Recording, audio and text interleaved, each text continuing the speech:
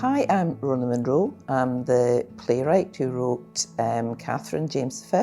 And what a playwright does is provide the text that everyone's then working off. So it's all the lines that the actors say, it's the story, it's some indication of how it will be staged, how it will look when you see it in the theatre. When I decided I wanted to be a playwright, I was really young. I was still at primary school. And the reason I decided I wanted to do that was because some of the senior girls at the school I was at had staged a little playlet, a little mini play for us juniors in the primary. And I thought it was the most amazing thing I'd ever seen. And it also segued out of playing pretend games.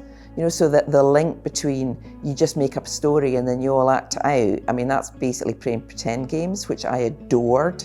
It was my favourite kind of play. So that, I thought, right, so you can make a living out of that. And to be honest, at its best, that is still what it feels like. So the responsibility of a playwright is, I think it's to tell a story well. If you're writing in theatre, people are paying money to come and see it. So I think you've got a responsibility to make sure that they're getting their money's worth. I think you've got a responsibility to entertain them, which doesn't necessarily mean letting them leave the theatre feeling like $1 million or dancing in the streets. They can come out deeply traumatised or crying, but I think they need to know what they're supposed to be feeling, and I think they need to feel that it was worth it. So your responsibility is to tell a story that takes them on a journey where they feel at the end that they've had an experience. So the working life of a playwright is quite odd for most of us. It involves a lot of staring into space. It's quite a hard job to be observed in because it does appear that you're doing nothing at all. And actually sometimes you are, because you aren't having a great idea yet. So a lot of it is sitting around waiting to have the good idea. And then a lot of the rest of it is writing down the idea you have, looking at it, realising it's not a great idea and doing it again. And then that process repeats and repeats and repeats. If you've got a deadline, it means someone is actually paying you to get a piece of work finished. And that's tremendously helpful because it forces you to make decisions. But the rest of the time, you're really searching for ideas to tell a story. And some people do that very quickly, some people do that very slowly, some people do that with tremendous effort, some people expend no effort at all and then find it out of thin air. But I don't like the writers that do that. I don't trust them. I don't think it should be that easy.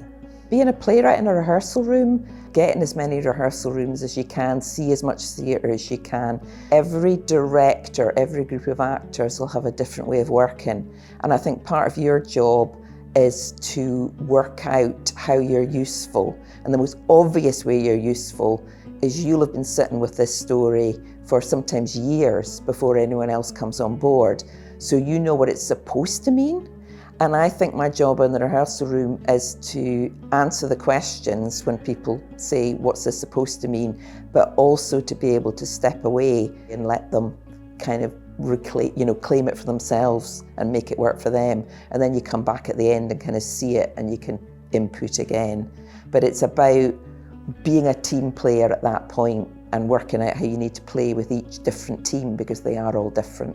So my process for writing is, I think there's two ways to do it. The one is to look at what you might be able to sell, and there's nothing wrong with that.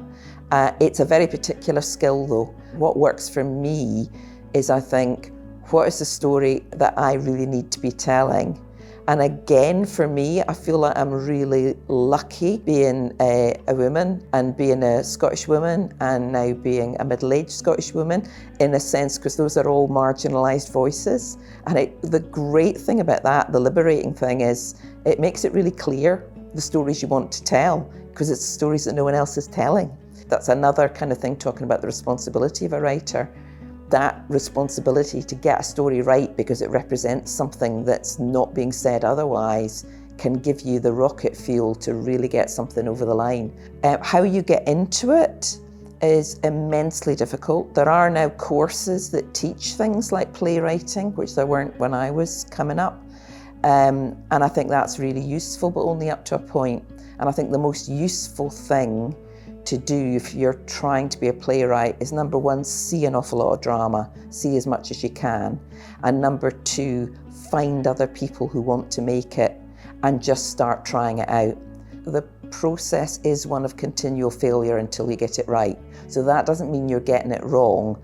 That's the craft. My first drafts are dreadful. Everybody's first drafts are dreadful. So just learn to have staying power. Learn to sit in your own failure, which is a very difficult thing to do. Learn to protect yourself emotionally, because any job in the arts involves a tremendous amount of rejection. There just aren't a lot of opportunities. So the fact that you're going to try to get in lots of places and get lots of doors to open and they don't, and things get knocked back, again, doesn't mean that you're bad at it. It just means that the chances are limited. So you have to develop the staying power, and you have to develop the tactics that allow you to be mentally robust.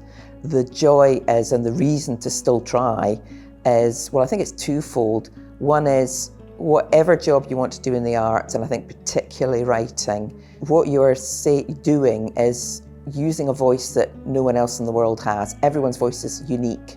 So when you get it right, when you tell the story the way you want to tell it, you're doing something that literally no one else in the universe could do. And the joy of that is so affirming and so special. And then the further joy when you pass that on to a team, because the joy of theatre is it's collaborative. You get to work with actors, you get to work with, lighting designers and directors and sound designers and, the stage designers. You get to share your idea with all of them. And when they get excited about it, it's almost like you've sowed a seed and it amplifies everyone's excitement and gives them a chance to do what they love doing. And then when you finish that up with it working for an audience, so you sit in a place, in a space, in a theatre, and hear an audience, physically hear them clapping and responding to that seed that you sowed in the first place. My goodness, nothing like it. Nothing like it. And I think the great thing about it is when it's done right, it's not all about you, it's about the team, but also there's that immense satisfaction of no one else could have told this story, and now this story works for all these people. It's nothing like it.